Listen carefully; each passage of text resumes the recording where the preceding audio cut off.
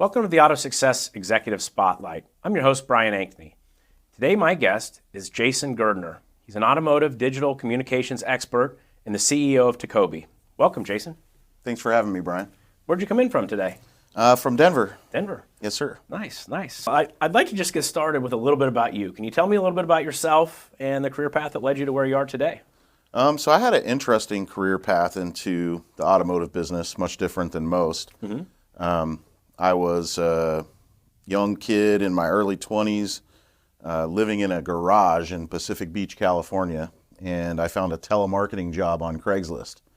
And this telemarketing job was to cold call car dealers, and went into a little tiny cubicle and called 200 car dealers a day to sell them early stage technology. So software back before websites, where a customer would complete a credit application over the phone, and then we would fax that credit application to the dealership. So I was selling that early stage software to car dealers. I loved cars, I loved technology, so it was a really good fit for me personally. Did really good at it, eventually became the general manager of the company, and over the course of 7 years grew that to almost 200 employees, and did pretty well for myself. Almost 7 figures a year, and as you can imagine, someone making seven figures a year that's a high school dropout and in his late 20s. I got a huge ego, and in early 2009 I quit my job and went and started my first business, technology business, selling software to car dealers of my own. Thought I knew everything, but quickly realized that software was not cheap or easy to build, and that company failed and fell flat on its face. And that's where I had to make the decision: either I was going to go back into sales or learn how to write code. So I decided to open my computer, start figuring out how to build servers and front end, back end, databases, you name it. And fast forward to today, I'm a full stack software developer. TECOBI is my third business in the automotive industry, providing software to car dealers. Never had retail experience up until 2.5 years ago. Everything before 2.5 years ago was as a vendor at a very high level, large amounts of data, working with thousands of dealers, but never in store. 2.5 years ago, one of the guys that I sold software to when I was a young software salesman, he was a general sales manager at a dealership in San Diego. He eventually became a general manager and was running a large Hyundai store in San Diego that was using our product. And he got to a point where he wanted to buy a dealership, and he reached out to me and asked if I'd like to buy in. And 2.5 years ago, I bought into a Chevrolet store, and I'm now a part owner in a Chevy dealership. So it's a pretty interesting path to get to where I'm at today. Cool. Well, I want to talk to you a little bit about phones and communication with customers. When I was selling cars long time ago, the BDC would get the internet leads, and then sometimes they would trickle out, onto the sales floor once they had an appointment set. The phone rang all day long, and in the evenings and on Saturdays, customers poured through the door. Like it was a walk-in world. And the phone was really a big deal. I've heard you say that the phone is dead. Tell me about that. Is the phone dead? So, yeah, we can all tell by answer rates that customers don't want to answer the phone, especially younger generations, but even growing into some of the older generation folks now, it's difficult to get the phone answered. I wouldn't say it's dead. I go back into, you could call it old school at this point, day of, live and die by the phone. So I believe in building personal relationships with people, and in order to do that, you would have to be on the phone with them so that you could build a relationship with them. Text message is a way to kind of earn the right to call the customer. So by texting a customer early on when the lead's submitted, you're able to build some kind of rapport with them, build a communication with them to earn the right to make the phone call to them. So I still do believe in the phone call. I just think it needs to be at the right time so that the customer is likely to answer it. Okay. So what you're saying is you send the text message first, and you earn their trust and the right to contact them by phone, So when you do call them on the phone, they answer. Correct.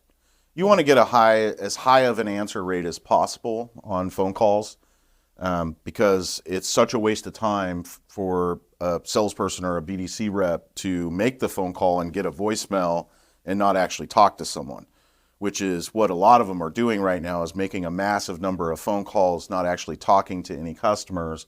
And you can eliminate all that wasted time by texting first, building that rapport, earning the right to call, to the point that I've been able to sit down and actually get a 100% answer rate on the phone calls that I made, where every call I made, someone answered the phone and I was able to schedule an appointment with them. Wow. So and that's just because you had already had text communication both directions, and you'd gone Correct. back and forth, and then said, I'm going to call you, or would you like me to call you, and they would respond yes. Correct. We actually see in a lot of the data that it's about a 95% engagement rate on text message if you text before making the phone call. So a lot of dealership processes are to call and then text. At our store, we text and then call, and that text is getting about a 95% engagement rate, which is 2 or more text messages from the customer. So we're getting the response back from the customer, and once they start responding, we start asking questions about their situation, is what you really want to do.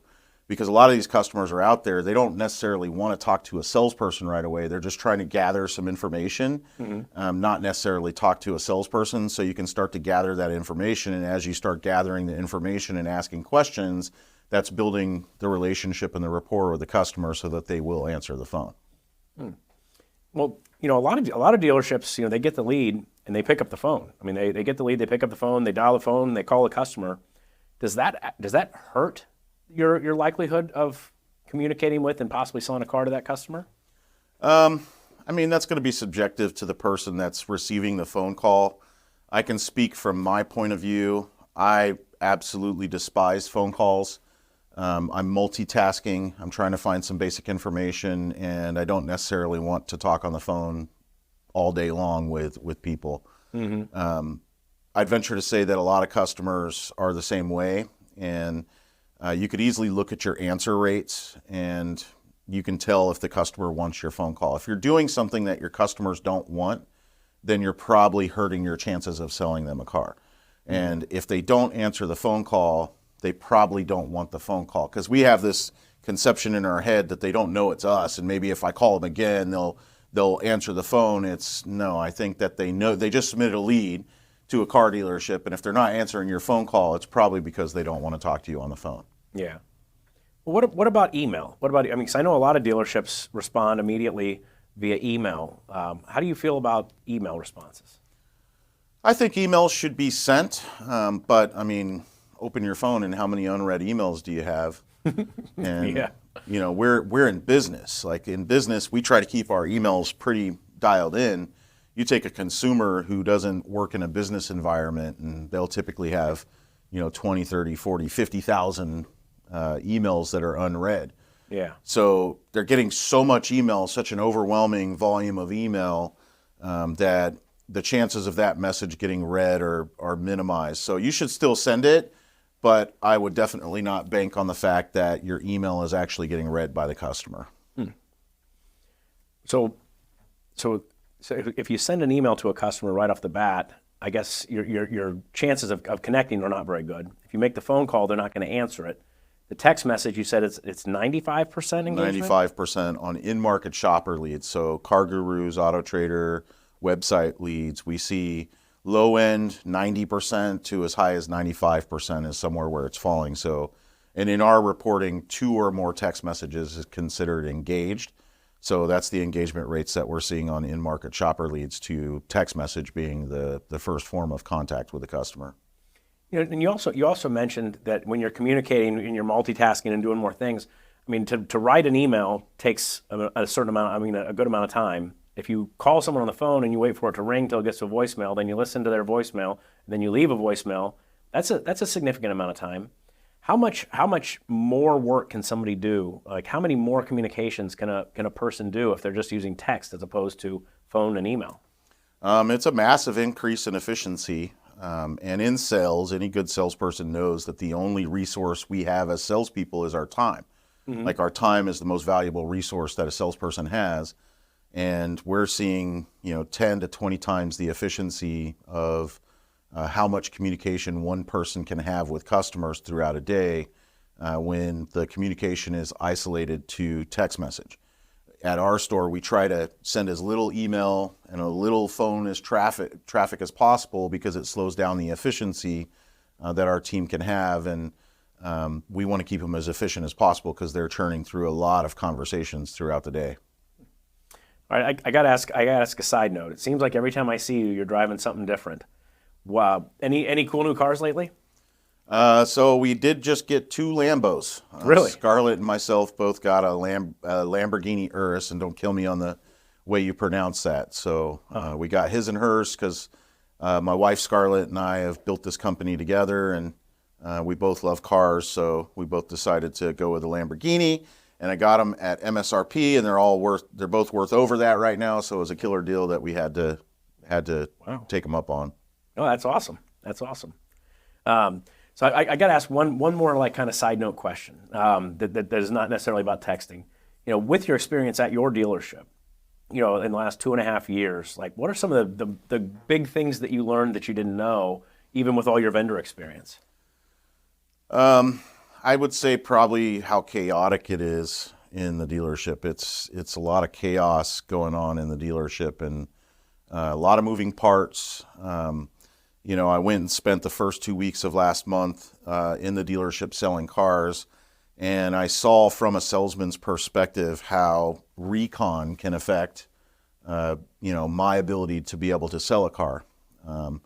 There's a lot of things going on in a dealership that a vendor typically wouldn't see, and moving parts that, as a vendor, prior to my experience in the dealership as a vendor, I always looked at the dealers and thought, oh, it's your fault that the leads don't convert. You guys are being lazy. Like a lot of vendors call dealers lazy because they were unable to convert their leads. But the reality is, at least in our store, it's constant chaos, and there's a lot of different variables. There's vehicle selection, there's recon, there's many different things going on that can affect a dealership's ability to sell cars. And it's been pretty eye-opening to see all those moving parts firsthand. Now, do you let your salespeople text on their own phones to your customers? Absolutely not. What are the dangers in that? Like, I know that's something that a lot of people, probably everybody knows it's not a good idea, but most dealerships, at some level or another, it's taking place. What are the dangers in doing that? It's extremely dangerous to have your salespeople texting from their personal phones and calling from their personal phones. If a customer says, hey, this is the wrong number, and they're not updating the CRM, and you continue to contact them, that's violations of the TCPA. If they're texting, stop contacting me, and they don't update the CRM, those are TCPA violations. And you lose the ability for teamwork to exist. When someone's using their personal phone in the dealership, you're losing the ability for other people in the dealership to assist them with helping the customer. But it's pretty dangerous to have communication going to and from customers from personal devices. So Jason, now that you've been on both sides, you've been on the vendor side and the dealer side, what do you feel the ideal customer journey is? Like, I submit a lead to a dealership. What's the ideal contact journey that brings me into the dealership to sell me a car? Getting a text message to ask if I have any questions, answer those questions promptly. We kind of tend to think we know what customers want when they submit a lead. In text message land, in email land, it's a lot of templates. There's, templated emails with pricing and this and that. And, in text message land, it's very short questions back and forth and answers back and forth. So keeping it simple, letting the customer tell you where they want to go. What's of a concern to them? Is it their credit? Is it their trade value? Is it the price of the vehicle? Being able to do that in a passive, non-aggressive way with the customer is kind of very important. In the car business, we've seen Carvana come into the scene, and Carvana, they haven't been the most profitable company as we've all seen, but they do sell a lot of cars, and they just got released that they were doing like 800 cars a day this last quarter. Wow. So we know there's a demand there for customers to not feel like they're being sold. And I think in the car business, the way we look at lead handling is hit them over the head with a club approach. When they submit a lead, I got to beat them over the head with my phone call, text, email, baseball bat. And if the customer doesn't want to buy a car on my time frame, then I just kind of throw them away and I move to the next customer that submitted a lead. Not every customer and every lead that we get wants to buy a car today. A lot of them don't even want to buy a car this week. I think that we need to have more flexibility in the customer's timeline and what the customer's timeline looks like, to make them feel like we're not pressuring them into buying a car, because a lot of people feel very pressured to buy a car. It's probably comparable to going to the dentist if you asked customers how they felt about reaching out to car dealers about purchasing a vehicle. Is they do not like that initial approach. And I think that using text message to kind of break the ice, figure out where the customer's at, ask some questions, is what needs to be fixed in the car business to ease the pressure that customers feel when they submit their information to purchase a car. So if I submit a lead, you send me a text message, I'm concerned about my credit. So I say, I want to see if you can get me a loan. What's next? So, in BDCs, in the car business, we've typically not allowed BDC reps to get involved with a customer's credit, because BDC reps are oftentimes incapable of even understanding what is involved in a customer's credit, and we don't feel comfortable allowing them to talk about consumer credit with the customer.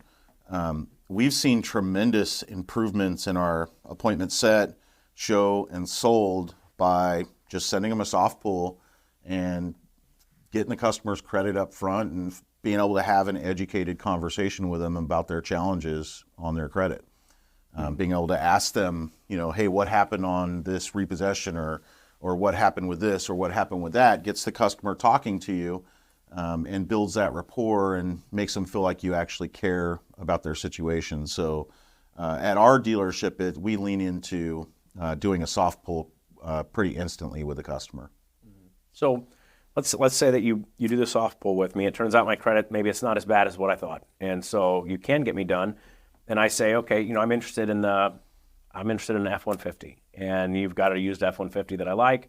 I ask you, how much are you going to tell me what you'll sell it to me for? Like if I offer you $2,000 under what you have it listed on the website, are you going to give me a yes or no over a text? So we've got pretty transparent pricing with our customers. We'll give them a yes or no. Pricing is still important to make sure that you're priced to market.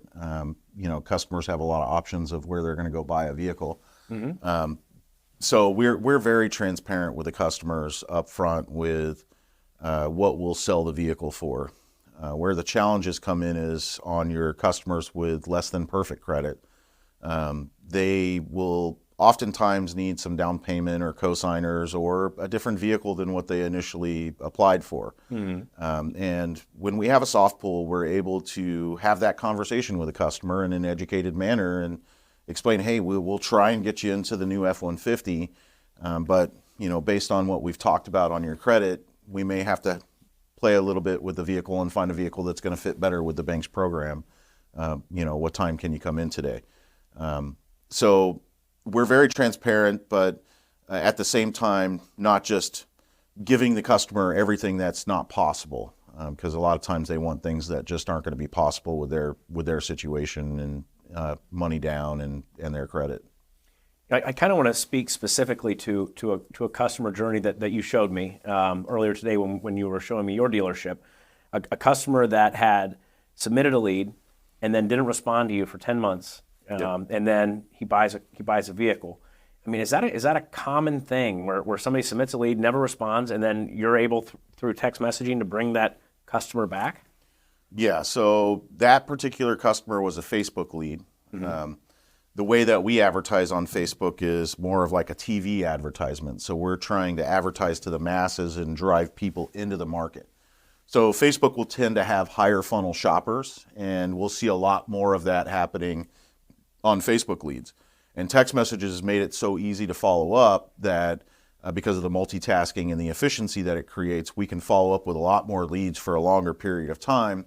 So we see a lot of it on Facebook, but we do see it inside of Car Gurus. We see it inside of Auto Trader, website shoppers, where customers are out there just kind of exploring what their options are, and then they go cold for a little bit, and then they come back into the market 2 or 3 months later, see what their options are again, go cold for a little bit, come back into the market.